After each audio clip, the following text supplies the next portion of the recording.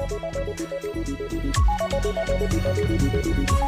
afternoon and welcome to News Now, where we tell you the stories that have been making headlines so far.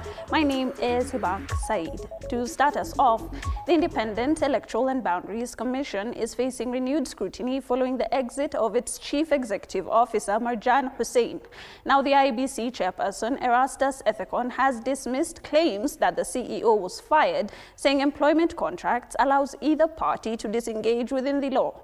He insists the decision followed consultations, operational realities, and the Commission's electoral calendar. However, sources familiar with the matter allege Marjan was forced out following disagreements with the commissioners over governance and procurement.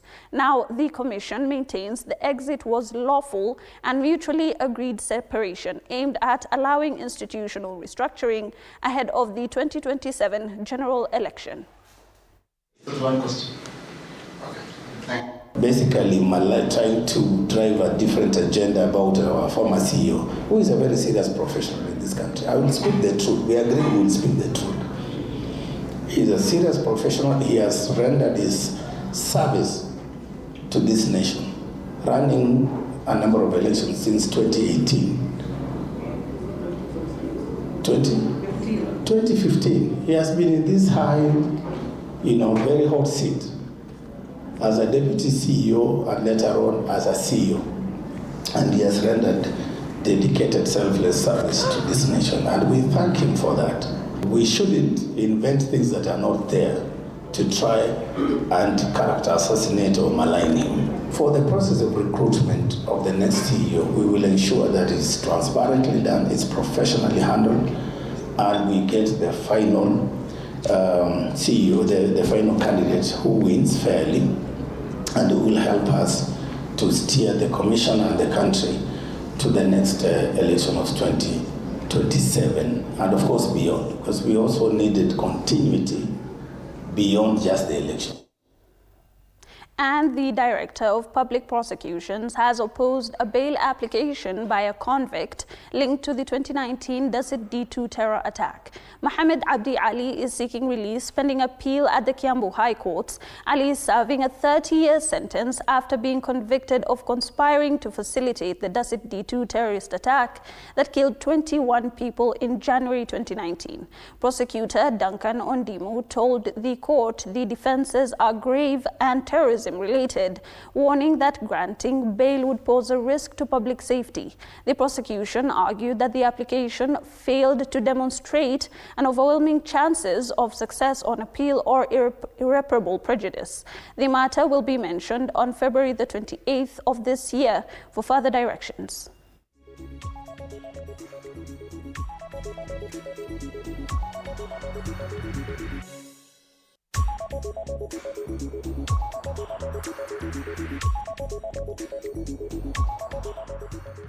The Azimio la Umoja One Kenya coalition has harrowed a High Court petition seeking accountability for deaths recorded during the 2023 anti-government protests. Coalition has withdrawn some parties from the petition, allowing the court to focus on core constitutional questions. These include the doctrine of command, responsibility, and the personal liability of senior police commanders. Following the withdrawal, the court directed all parties to file and exchange written submissions within 21 days, after which a date for highlighting submissions will be issued. Azimio claims more than 70 people were killed during the protests, saying it documented at least 75 deaths allegedly linked to police action.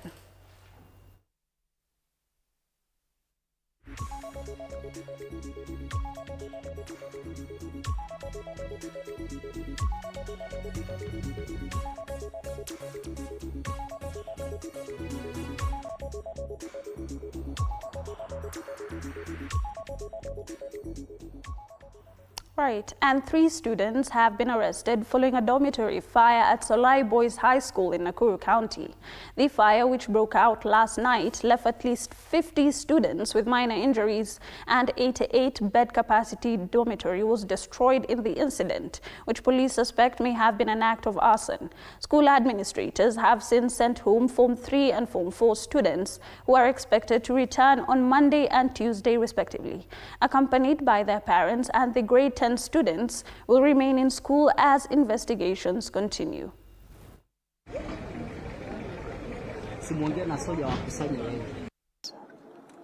There was an arson. We were here through the night, and I want to bring to your attention that all is well. We have come to the situation. One of our dormitories had caught fire, but the firefighters came to the rescue, and now there's no fire in the school. We managed, there were 20 boys that were affected by the smoke. They were not in the rooms, in fact they were doing their preps. So when they heard there was fire, they ran out of the rooms, the classes, and so some of them were affected by the smoke. But we managed to take them to the nearest county, sub-county hospital. And I was there. I carried about 6, and the principal about 7, and others. And those who helped or assisted us in carrying the students, they went there, we took them to the hospital, they were recuperated, and then Now, public health services in Homa Bay County have been disrupted after doctors began a strike. At least 60 doctors have downed their tools following the expiry of a 21-day strike notice issued to the county government. The Kenya Medical Practitioners, Pharmacists and Dentists Union in Homa Bay branch chairperson Dr. Rogers Otana says the county owes doctors 7 million shillings in salary arrears.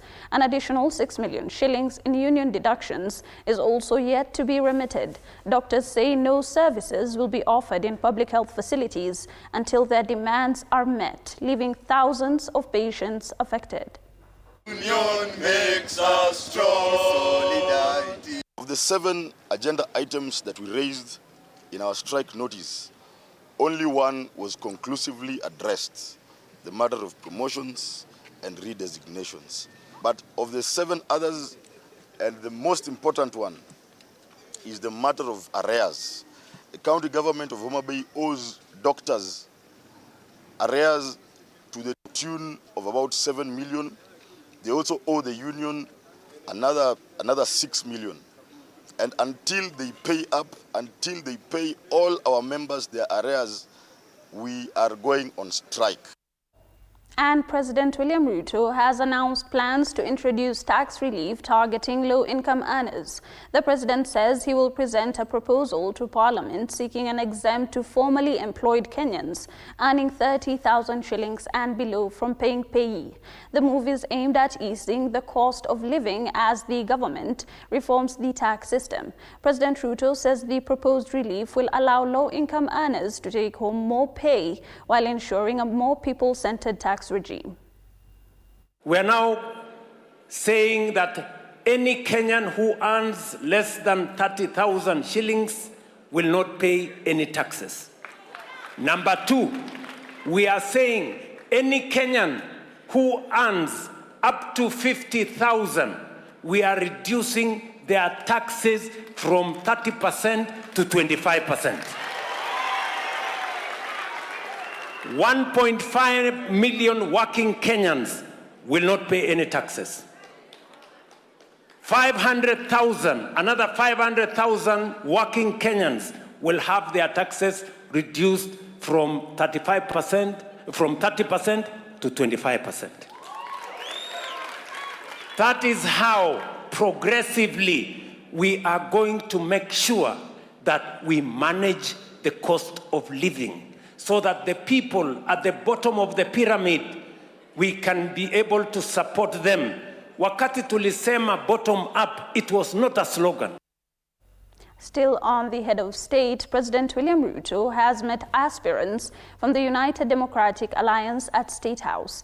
The president urged aspirants to focus on strengthening the party ahead of upcoming elections. He said the UDA nominations are intended to ensure credible candidates for positions, including MCAs, MPs, senators, and governors. Only aspirants who have received direct invitations from the party were allowed to attend, and the president also announced that the government will clear all pending road construction bills by the end of the week. Watafanya uchaguzi ya chama tarehe 28, counties zingine 22 zitafanya uchaguzi wa chama. Kwa nini tufanye uchaguzi wa chama? Why? Because we don't want to appoint ourselves as leaders in the party. The leader does not belong to William Ruto. The party does not belong to MPs. The party does not belong to governors. Ile ahadi tulitoa na ile kazi tumefanya kutekeleza ahadi hiyo. Na tumefikisha karibu 75% tukielekea 80% ya kutimiza ile manifesto, kwa sababu niliwaeleza ya kwamba manifesto hii sio gazeti ya kusoma na kufunga nayo nyama. Manifesto hii ni mkataba ya wananchi waliopiga kura na serikali yao.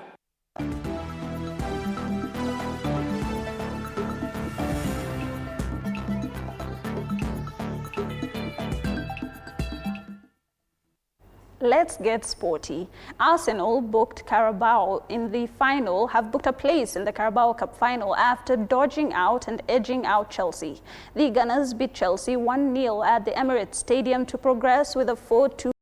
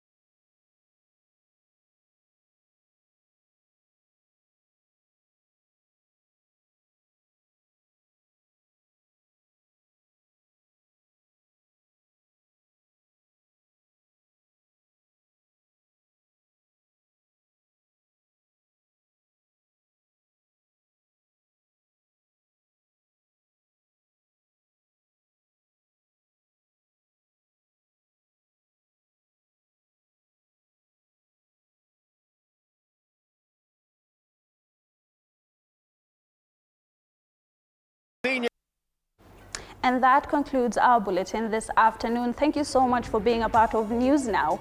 Be sure that these stories and many more will be updated in our subsequent bulletins. My name is Hibaq. Have yourselves a very lovely Wednesday.